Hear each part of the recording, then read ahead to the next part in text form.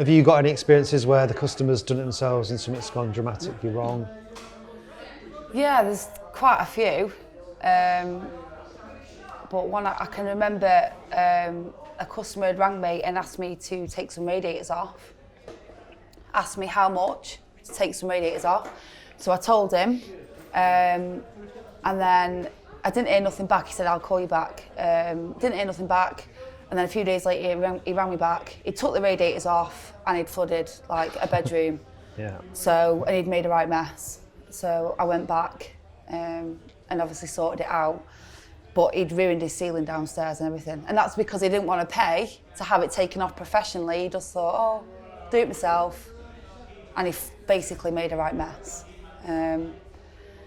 But there's other stuff that obviously You just I'm can't, sure you all come across. yeah, you don't think of them now, but I mean, you don't know whether they've done it or you've gone and seen really bad jobs before, and you can't turn around and say anything because it could be like another plumber they've had out to do it.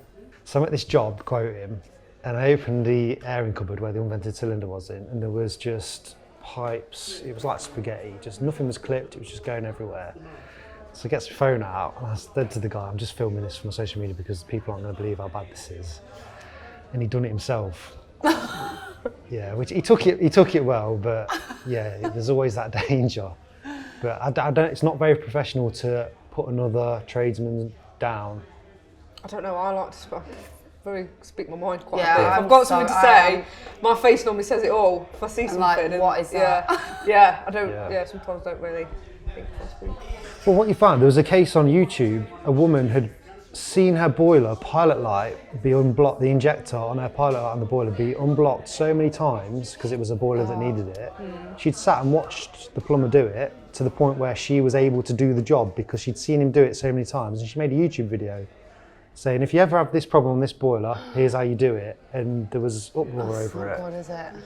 Have you not watched a video of something and given it a go yourself? So like, what's the difference? Yeah, I know, it's YouTube. It's YouTube. You can YouTube. So you've got the answer to everything, Yeah. Yeah. or it's potential answer to everything. Yeah, definitely. Yeah, there's definitely like, there's people out there doing things they shouldn't. I mean, like, I found, the worst thing was, this guy I went to, one of the funniest ones I found was, this guy's come round, I've given him £170, and my kitchen sink is leaking big time every time we empty the bottle. I went around there, and like, on the traps, the guy had put all the nuts on and then squashed the washers up into it, like wedged it in. Yeah? Yeah, on every joint. On every single one. On every joint.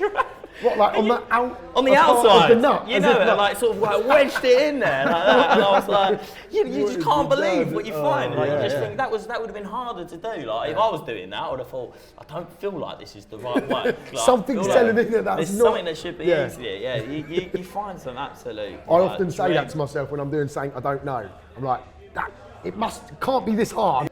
The amount of times you go to a job and you just think, what has gone off here? The one that sticks in my head is there was a builder that was doing an extension. It was a big extension, and he'd done it all in like push fit pipe.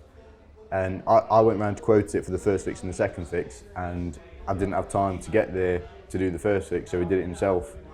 And he'd done it all in push fit pipe, but he'd not put any inserts in, and everything was leaking.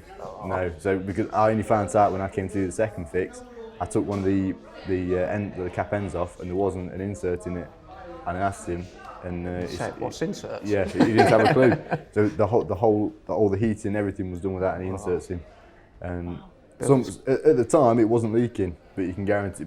Yeah, obviously, it would do eventually. Yeah, so everything had to be ripped out, and that was just a costly mistake for a DIY. We've had a customer not long ago where he took his own toilet apart and then rang me to put it back together, but he'd lost half of the bit somehow. He says, "Oh, it's all in there." It's like, no, it's not. End up having to raid the van for little bits to finish his toilet off.